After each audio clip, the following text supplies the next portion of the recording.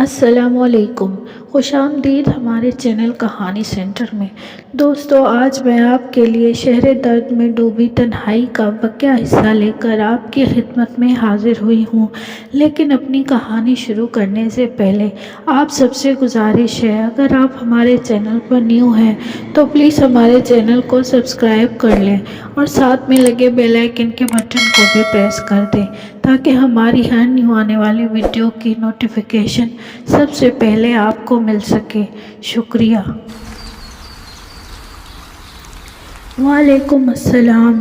ہانیہ کو اپنی ہی آواز کہیں دور سے جیسے آتی ہوئی سنائی دی تھی۔ کانوں کی لو تپ رہی تھی اور دل تیزی سے دھڑکنے لگا تھا۔ آپ دوبارہ دکھائی ہی نہیں دیے؟ ہانیہ کی زبان سے بے ساختہ شکوہ پھسلا تھا۔ وہ بے حد خوبصورت مسکراہٹ سے خاصا حیران ہوا تھا۔ ہانیہ کی بات پر آئیں بیٹھ کر بات کرتے ہیں۔ آفتاب کے کہنے پر اس نے اثبات میں سر ہلا دیا۔ وہ کیسے اس کی کوئی بات ٹال جاتی؟ جو دل کا حکمران تھا وہ اس کے سنگ سنگ چلتے ہوئے خود کو بے حد معتبر گردان رہی تھی۔ قدم قدم اس شخص کی ہمراہی میں چلنا کتنا خوش کن احساس تھا جو اس کی تمام تر ہستی نہ تمام پر حاوی تر ہو رہا تھا۔ کاش یہ سفر کبھی تمام نہ ہو اور وہ یوں ہی آفتاب کے سنگ ہم قدم چلتی رہے، یوں ہی گامزن۔ اس نے خوشگمانی کو دل میں جگہ دی تھی۔ اور کیسی جا رہی ہے آپ کی پڑھائی؟ وہ کسی بڑے بزرگ کی مانند سے تعلیم کی بابت دریافت کر رہا تھا۔ بہت اچھی، اس نے بھی مسکرا کر جواب دیا تھا، پھر ہینڈ بیگ سے کچھ تلاش کرنے لگی۔ یہی موقع تھا کہ وہ اس شخص کی زیر بار نہ رہتی۔ کیا محبت میں زیر بار ہونا ہی کم عذاب تھا؟ اس نے رقم نکال کر آفتاب کے آگے بڑھائی تھی۔ یہ لیں، آج تک آپ کی امانت یوں ہی ایک سائیڈ پر رکھی ہے، نہ جانے کب موقع مل جائے امانت لوٹانے کا۔ ہانیہ نے کہا، آپ بھی نہ کبھی بالکل فارمل سی ہو جاتی ہیں۔ یہ اتنا بھی ضروری نہ تھا کہ رقم لوٹائی جاتی، اور مجھے تو یاد بھی نہ رہا تھا۔ اس نے ممانعت سے کہا تھا، مگر خاموشی سے وہ لفافہ تھام لیا تھا کیونکہ ہانیہ کے چہرے پر ملتجی سا رنگ امڈ پڑا تھا۔ ایک قطعیت تھی کہ وہ رقم لازمانہ لوٹ کر ہی رہے گی۔ آپ اکثر دکھائی دیتی ہیں اپنی دوست کے ساتھ۔ آپ کو اس لیے مخاطب نہیں کیا کہ آپ مطمئن سی ہی دکھائی دی ہیں ہر بار۔ آفتاب نے وضاحت کی۔ ایک پل کے لیے ہانیہ کا دل اس بات پر بہت خوشگمانی میں مبتلا ہونے لگا تھا کہ آفتاب اس کے پل پل سے آگاہی رکھتا تھا اور اتنا بھی لاتعلق نہ تھا۔ اوکے، پھر ملتے ہیں، مجھے لائبریری میں ایک بہت ضروری کام ہے۔ آفتاب خاموشی سے وہاں سے چل دیا تھا۔ اس کا خیال رعنائی و جذب کی کیفیت میں خاصی دیر بیٹھی گزرے لمحے میں خود کو مقید کرتی رہی، حالانکہ وہ تو قبل اس کے بھی خود کو محبت میں مبتلا ایک قیدی کی مانند ہی پائی تھی۔ جب کبھی سرسرا محفل کسی دربار سے گزرتے ہوئے پل صراط کی مانند تیری شبیہ دکھائی دے جائے، مجھ کو مانو وقت تھم جائے، اگلے ہی پل پھر سے تتلیاں بن کر اڑ جائے، بولو میں تمہیں کسی مضبوطی سے درجہ شدت سے تھاموں کہ پھر تو تیرا نقش پا کبھی جدا نہ ہو، جاگیزہ دل میں خیال یار ہوا۔ ہانیہ مقررہ وقت پر خاور ہمدانی کے ہمراہ ارم کی عیادت کی غرض سے اس کے وسیع العریض عالی شان بنگلے میں بنے جدید طرز کے ڈرائنگ روم میں بیٹھی ارم کے لیے مہوع انتظار تھی۔ خاور کے چہرے پر اس کے دل جذبات رقم تھے۔ کسی لمحہ بھی اس ہستی کی آمد ممکن تھی جس کے انتظار میں وہ گھڑیاں گن رہا تھا، مگر ہانیہ بالکل مطمئن سی بیٹھی در و دیوار پر آویزاں مختلف تصاویر دیکھ رہی تھی اور طاہرانہ نظروں سے اطراف کا جائزہ لے رہی تھی۔ اسے اچھا لگ رہا تھا کہ ارم بھی اس کی طرح خوشحال ہے، بلکہ یہ کہنا زیادہ مناسب ہوگا ایک قدم آگے ہی تھی۔ تب ہی ڈرائنگ روم میں ارم آ گئی، ہنستی مسکراتی، بے حد پرجوش سی، مگر خاور پر نگاہ پڑی تو لمحہ بھر کے لیے ٹھٹک کر رک گئی۔ خاور کو دیکھ کر اس کی آنکھوں میں حیرت کا سمندر متزن ہو گیا تھا، مگر پھر دوسرے ہی پل بالکل نارمل انداز میں ہانیہ سے گلی ملی تھی۔ شکر ہے تمہیں بھی میرے گھر آنے کی توفیق ملی، مگر اس چپکو کو کیوں ساتھ لے آئی ہو؟ ارم نے اس کے کان میں سرگوشی کی۔ یوں بھی خاور مختلف رنگوں کے پھولوں کا بوکے ارم کے ہاتھ میں تھما کر خاصے فاصلے پر بیٹھ چکا تھا تاکہ دونوں دوست آرام دہ ماحول میں گپ شپ کر سکیں۔ خاور ارم کی سرخ ہوتی ناک کو دیکھ رہا تھا جو شدید فلو کے باعث تھا، اور ارم کا چہرہ بھی بخار کی بدولت گل گلنار سا ہو رہا تھا۔ وہ تو اسے یوں بھی ہر رنگ روپ میں سمندر لگا کرتی تھی، مگر آج تو اتنے دنوں بعد نظر آنے کی بدولت پہلے سے بڑھ کر حسین اور جاذب نظر دکھائی دے رہی تھی۔ یہ سب اس چپکو کی بدولت ممکن ہوا ہے، ہانیہ نے ہنس کر کہا تھا تو ارم نے پلٹ کر خاور کو دیکھا جو خاصے فاصلے پر بیٹھا ارم کو ہی پرشوق انداز میں دیکھ رہا تھا۔ وہ تو پاگل ہے، چھوڑو اس کو، ارم نے ہنس کر بات کو ٹالا تھا۔ ہانیہ کچھ دیر بیٹھی تھی، تب ہی ملازمہ ٹرالی گھسیٹتی ہوئی آ گئی۔ لوازمات سے پر ٹرالی دیکھ کر ہانیہ کا دل چاہا کہ اپنا سر پیٹ لے۔ ہم فقط تمہاری خیریت دریافت کرنے آئے ہیں، ہانیہ نے جذبس ہو کر کہا تھا۔ آئی نو، مگر اس میں میری خوشی ہے۔ ماما آج کسی سوشل ورک پر گئی ہیں، ورنہ میں کبھی بھی تمہیں کھانا کھلائے بنا نہ بھیجتی، ارم نے کہا تو وہ ہنس دی۔ توبہ کرو، بی جان کو بتا کر آئی ہوں، جلدی آ جاؤں گی، ہانیہ نے مسکرا کر کہا۔ میری ماما نے بہت دکھ دیکھے تھے، اب تو وہ پاپا کے ساتھ بے حد سرشار سی زندگی بسر کر رہی ہیں، اتنی خوش ہیں۔ ان کے پہلے شوہر بے حد دقیانوسی اور تنگ دل تھے، امی کو زنجیروں میں قید کرنے کے خواہاں تھے، پابندی لگا کر اذیت دے کر خوش ہوتے تھے۔ ماما نے ان کو ٹھکرا دیا ہمیشہ کے لیے۔ میرے پاپا اتنے لونگ ہیں کہ بس۔ ماما اب بے حد خوش ہیں، ارم نے جانے کون سی باتیں لے کر بیٹھ گئی تھی، مگر ہانیہ ہم تن گوش سن کر مطمئن سی تھی کہ ارم اس سے اپنے غم بھی شیئر کر رہی تھی اور خوشیاں بھی۔ پھر وہ شام کو اپنے گھر آ گئی تھی۔ بی جان فکر مندی سے لاؤنج میں ٹہل رہی تھی۔ اتنی دیر، ہانیہ، بی جان نے متفکر انداز میں کہا تو وہ ہنس دی تھی۔ بی جان نے اسے گلے لگا لیا تھا۔ آج کتنے دنوں بعد انہوں نے ہانیہ کو ہنستے مسکراتے دیکھا تھا۔ بی جان، ایک بات پوچھوں آپ سے؟ ہانیہ نے تسبیح کے دانے گراتی بی جان کے کندھے پر سر ٹکا دیا تھا۔ بی جان نے سر کی جنبش سے ہاں میں سے پوچھنے کی اجازت دے دی تھی۔ بابا جانی اس گرین والے روم میں کیا کرتے رہتے ہیں؟ ایسا کیا خاص ہے اس کمرے میں کہ ہمیں اس کمرے میں تو جانے کی اجازت ہی نہیں ہے، مگر وہ خود ہمیں اگنور کر کے اس کمرے میں اتنا وقت گزارتے ہیں؟ اس نے سوال کیا تو بی جان کی تسبیح کے دانوں پر حرکت تھم گئی تھی، ان کی انگلیاں مضطرب سی رک گئی تھیں۔ بیٹا، تمہارا ہر سوال گھوم پھر کے اپنی ماں کی جانب کیوں چلا جاتا ہے؟ اب میں عاجز آ گئی ہوں تمہارے ان سوالات سے، بی جان نے مضطرب انداز میں کہا۔ تو کیا اس کمرے میں میری ماما کی کوئی یاد ہے یا میری ماما کے حوالے سے کوئی راز پوشیدہ ہے؟ ہانیہ ایک دم ہی پرجوش ہو گئی تھی۔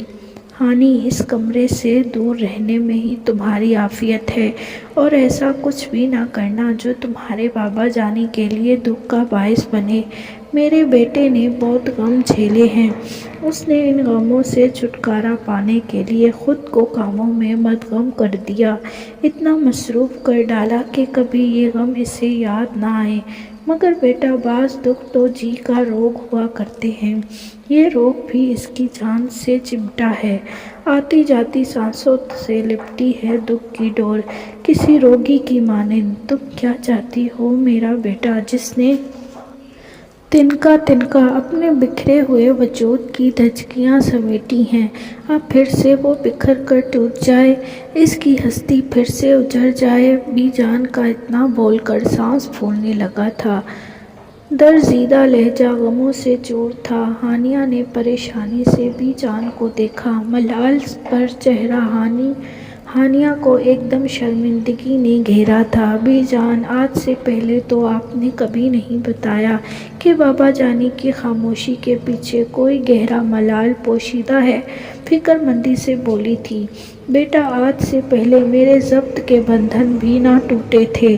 بیٹا، ان باتوں کے پیچھے مت جاؤ، اپنی پڑھائی پر توجہ دو، بی جان نے کہا تو وہ سر جھکا کر پھر سوچ انداز میں اس بات میں سر ہلانے لگی۔ تم پاس نہیں ہو تو کیا، دید آس میں چاند سانسے ہی رہنے دو، مت پابندی لگاؤ اسے چشمے نم پر، اسے آزاد رہنے دو، باقی بچا جویا رشتہ گمنام، تمہارے نام کے یہ چند آنسو ہی رہنے دو۔ ہانیہ جہاں بے حد خوش تھی کہ ارم نے خاور کی محبت کو قبولیت کی سند بخشی تھی، وہاں دل بے قرار اداس بھی تھا۔ وہ دشمن جان اسے کئی دنوں سے دکھائی نہ دیا تھا، ارم نے اسے ہر طرف سے کریدا تھا، اس کی اداسی کی وجہ دریافت کی تھی، مگر اس نے ارم کے پوچھنے پر بھی اصل بات نہ بتائی تھی۔ وہ دل کے دکھوں کو بند دریچے کی مانند سینٹ سینٹ کر رکھنے کی قائل تھی، اپنے دکھوں کا اشتہار لگوانا اسے اول روز سے پسند نہ تھا، اور آفتاب عالم تو ایسا نام تھا جسے وہ ہر کسی سے چھپا کر دل کے نہاں خانوں میں کسی انمول قیمتی نایاب تحفے کی مانند سینٹ سینٹ کے رکھنا چاہتی تھی۔ خاور نے ارم سے باقاعدہ اعتراف محبت کے بعد اسے یقین دلایا تھا اپنی محبتوں کی شدتوں کا۔ اس اعزاز میں آج خاور نے سب کو ڈنر کے لیے مدعو کیا تھا، اپنی اس خوشی کی سیلیبریٹ کرنے کے لیے، مگر ہانیہ کشمکش میں تھی، شاید بی جان اسے اجازت نہ دیتی۔ مگر جب اس نے ڈرتے ڈرتے بی جان سے پوچھا تو انہوں نے ہاں کر دی تھی، اس لیے آج وہ خوب اہتمام سے تیار ہوئی تھی۔ ارم کی خوشی اس کے لیے بھی اہم تھی، اس نے خاص طور پر ارم اور خاور کے لیے گفٹ پیک کرا لیا تھا۔ بابا جانی نے ایک گاڑی گھر میں ہی کھڑی کر رکھی تھی کہ جب بھی کسی کو ضرورت پیش آئے تو اس کو استعمال کرے۔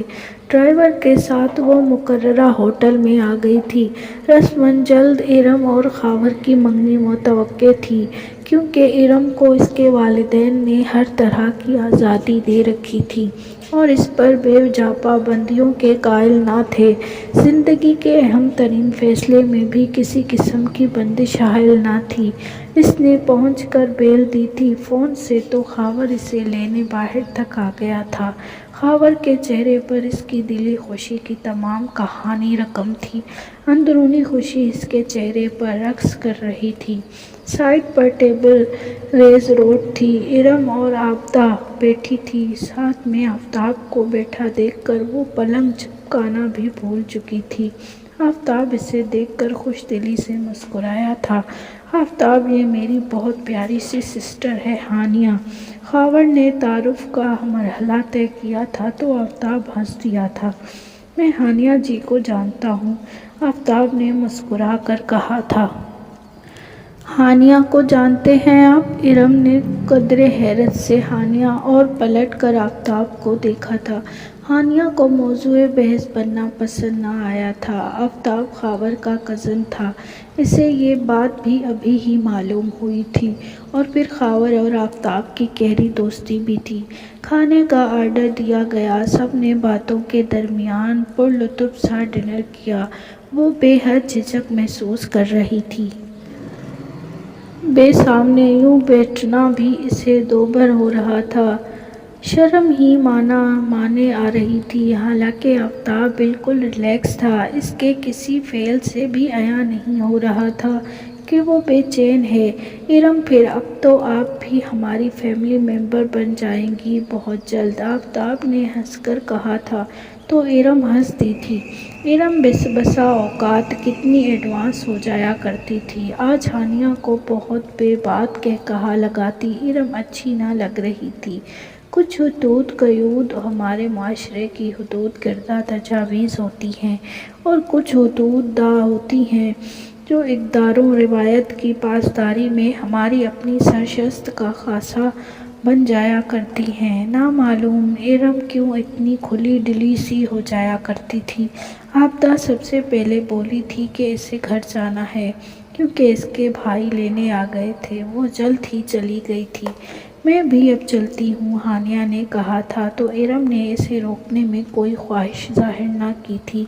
ارم آج اسے کچھ بدلی بدلی سی محسوس ہو رہی تھی، مگر وہ ہنوز خاموش ہی رہی اور آفتاب نے اس کی خاموشی کو گہری نگاہوں سے دیکھا تھا۔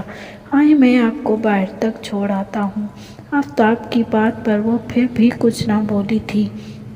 اسے اپنے آپ یہاں بن بلائے مہمان کی مانند لگ رہا تھا۔ ہانیہ نے گفٹ خاور کو تھما دیا تھا، پھر آفتاب اسے گاڑی تک چھوڑنے آیا تھا۔ آپ آج بہت اچھی لگ رہی ہیں، بہت مختلف سی۔ آفتاب کے لہجے میں ایسا کچھ ضرور تھا کہ وہ تھوڑی دیر کے لیے ٹھہر سی گئی۔ گاڑی کا دروازہ کھولتے ہوئے آفتاب نے اسے بیٹھنے کا اشارہ کیا تھا۔ آفتاب کا اسے وی آئی پی انداز میں بٹھانا اسے اچھا لگا تھا، وہیں ارم کا لاتعلق سا انداز اسے بری طرح کھل رہا تھا۔ گھر واپسی آئی تو بی جان نے اطمینان کا اظہار کیا۔ وہ جتنی دیر باہر رہی تھی بی جان دعائیں ہی کرتی رہی۔ بیٹا اپنی دوست سے کہنا آئندہ شام کے بعد کا وقت نہ رکھا کرے، مجھے پسند نہیں کہ تم شام کے بعد تنہا گھر سے نکلو۔ تم میری ذمہ داری ہو، نہ تو وجود ہو مگر دعاؤں کا حصار بے حد مضبوط ہے جو میری ہانیہ کو گھیرے رکھتا ہے۔ میری بات سمجھ رہی ہو نا بیٹا؟ آبیگینی کی مانند ہوتی ہیں جن کی حفاظت ہی انہیں انمول بناتی ہے۔ بی جان کی بات پر اس نے وعدہ کیا تھا آئندہ شام کے بعد گھر سے نہ جائے گی۔ درانی صاحب راکنگ چیئر پر بیٹھے سگار پی رہے تھے۔ ماضی کے دریچے ان کے دل پر آج بار بار دستک دے رہے تھے۔ آج 5 جنوری کا دن تھا، وہی دن جو ان پر ایک عذاب کی مانند گزرا تھا۔ وہ اہم فیصلہ کر ڈالا تھا جس سے انہوں نے اپنے دل کو اپنے ہی سینے سے نکال کر پھینک ڈالا تھا۔ زہرا کو انہوں نے بے حد چاہت سے اپنی زندگی کا ساتھی بنایا تھا۔ زہرا کے تمام لاڈ اٹھاتے ہوئے وہ تھکتے نہ تھے۔ زہرا اتنی ہی حسین اور نازک انداز تھی کہ اسے چاہا جاتا، سراہا جاتا، اس کے ناز اٹھائے جاتے۔ درانی صاحب کے پاس زہرا کی صورت ہی تمام دولت تھی، ورنہ معاشی اعتبار سے وہ اس قدر خوشحال نہ تھے۔ وہ کوشش کرتے تھے کہ زہرا کی تمام آرزوؤں کو پورا کریں اور زہرا کی کوئی بھی خواہش تشنہ لبیں نہ رہے، مگر بسا اوقات زہرا کوئی ایسی فرمائش کر دیتی تھی جو ان کی بساط سے باہر ہوا کرتی تھی۔ وہ چاہ کر بھی زہرا کی وہ آرزو پورا نہ کر پائے تھے۔ یہیں سے محبت میں دراڑ سی پڑنے لگی تھی۔ جب کبھی درانی زہرا کی کوئی آرزو پوری نہ کر پاتے تھے تو درانی کے دل پر گراں گزرتا اور زہرا کا موڈ بھی بے حد آف ہو جایا کرتا تھا۔ حالانکہ زہرا خود بھی کسی خاصے کھاتے پیتے گھرانے سے نہ تھی، مگر خوبصورتی اس کے پاس واحد ایسا ہتھیار تھا کہ وہ سمجھتی تھی کہ وہ اس کے سہارے اپنی ہر بات منوانے کا ہنر جانتی تھی اور پھر وہ دوسرے شخص کو مجبور کر سکتی تھی کہ اس کی بات مان لی جائے۔ پھر زہرا نے درانی کا انتخاب بھی اسی لیے کیا تھا کہ درانی وجیہ خوبرو ہونے کے ساتھ ساتھ آگے بڑھنے کا حوصلہ رکھتے تھے، مگر زہرا کی حرص نے اس کو جلد سب حاصل کرنے پر بضد کیا تھا۔ خواہشات کا انبار اگر لگا دیا جائے تو جتنا بھی میسر ہو وہ کم ہی پڑ جایا کرتا ہے۔ زہرا بھی اسی آسودہ حال تھی، مگر مزید کی لگن اور مزید کی ہوس نے اسے دورانی سے بدظن کر دیا تھا۔ آئے دن کے تقاضے پڑنے لگے تھے۔ منہ زوری کی لت منہ کو ایسی لگ چکی تھی کہ ہٹنے نہ ہٹتی تھی۔ قدرت کو بھی زہرا اور دورانی کی آزمائش مقصود تھی۔ ان کی زندگی میں ایک تیسرا فرد شعیب داخل ہو گیا۔ شعیب نے ایک بزنس میٹنگ میں دورانی کی بیگم زہرا کو دیکھ لیا تھا۔ ہوا یوں تھا کہ میٹنگ کے بعد زہرا کو لے کر دورانی نے کسی شاپنگ پر لے جانا تھا، اسی لیے وہ زہرا کو بھی آفس لے آئے تھے کہ میٹنگ کے فوراً بعد لے چلیں گے۔ مگر زہرا کی تیاری عروج پر تھی۔ خوب اہتمام سے تیار ہو کر وہ گھر سے نکلا کرتی تھی۔ اگر وہ یہ سب تیاری نہ بھی کرتی تو وہ حسن کا منہ بولتا ثبوت تھی، مگر تیاری کے بعد تو دو آتشیں ہو جایا کرتی ہیں۔ شعیب کی نگاہ زہرا پر پڑی تو بس وہ اسے دیکھتے ہی رہ گئے۔ زہرا بھی شعیب کی نگاہوں میں چھپی تپش محسوس کر چکی تھی۔ وہ شعیب کی مراعات سے بھی مرعوب ہو رہی تھی۔ اگر عورت شریف النفس ہو تو محتاجی کو گلے لگا لیا کرتی ہے، مگر ہر حال میں اپنی نیک نامی اور عزت کو داؤ پر نہیں لگاتی۔ اور اگر عورت کو حرص و ہوس کی لت لگ جائے، وہ خواہ دولت کی ہو یا مزید ترقی کی، تو وہ پھر پیچھے مڑ کر نہیں دیکھتی۔ زہرا کا تعلق جس گھرانے سے تھا وہاں غربت و افلاس کی گہری کھائی تھی۔ زہرا نے بامشکل وہاں سے خود کو نکالا تھا، مگر وہ اس پر بھی رب کریمی کا شکر ادا کرنے کے بجائے مزید حرص کی طلب میں آگے بڑھتی جاتی تھی۔ اسے شعیب نہیں، اس کی دولت کے انبار دل کو بھارے تھے۔ اب گاہے بگاہے زہرا آفس آ جایا کرتی تھی، پھر فون نمبرز کے تبادلے ہوئے اور زہرا اور شعیب کو آفس میں بھی ملاقات کی حاجت نہ رہی۔ اب زہرا بہت اونچی اڑان اڑنے کی تمنائی تھی۔ اسے شعیب میں اپنی منزل کا حصول دکھائی دیتا تھا۔ اسے اب ہر گزرتے لمحے کے ساتھ دورانی بے حد ناگوار خاطر لگنے لگا تھا، جس سے وہ جلد از جلد چھٹکارا حاصل کرنے کی تمنائی تھی۔ آئے دن جھگڑے ہونے لگے۔ دورانی کا فقط اتنا کہنا ہی زہرا کو پھپڑی ہوئی شیرنی کی مانند کر دیا کرتا تھا: زہرا گھر پر توجہ دو، ہانیہ بے حد متاثر ہوتی ہے، دیکھو کتنی کمزور ہوتی جا رہی ہے، آئے دن بیمار رہنے لگی ہے۔ دورانی کے لہجے میں ہانیہ کے لیے فکر مندی ہوا کرتی تھی۔ تو میں کیا کروں؟ 24 گھنٹے اس کے نخرے اٹھاتی رہوں؟ کھڑی دو گھڑی اس ماحول سے نکلنے کے لیے، آزاد فضا میں سانس لینے کے لیے گھر سے کیا جاتی ہوں؟ تمہارا ماں تمہارے کان بھر دیتی ہے میرے خلاف۔ زہرا ہر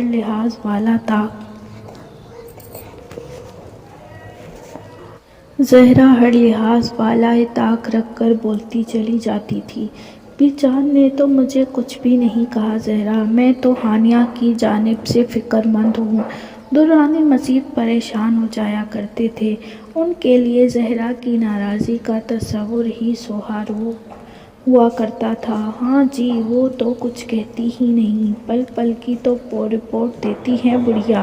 زہرا ہر حد پھلانگ رہی تھی: زہرا ایک ایسی زبان ہے، ایسی بات تمہارے منہ سے اچھی نہیں لگتی، کچھ تو پاس لحاظ رکھا ہوتا۔ دورانی کو غصہ آ گیا: سارا دن میں اس بچی کے پاس نہیں بیٹھ سکتی، یہ بات تم ذہن نشین کر لو، اور میرے بولنے پر اتنا ہی اعتراض ہے تو کوئی اور لے آؤ جس کی بولی تمہیں پسند ہو۔ زہرا بے حد بے ادبی اور گستاخی سے بولی تھی۔ دورانی تعصب سے اسے دیکھتے رہ گئے تھے، مگر دوبارہ انہوں نے زہرا سے ہانیہ کی بات کچھ نہ کہا تھا۔ اس کہانی کا بقیہ حصہ اگلی قسط میں ملاحظہ کیجیے گا۔ شکریہ۔ السلام علیکم۔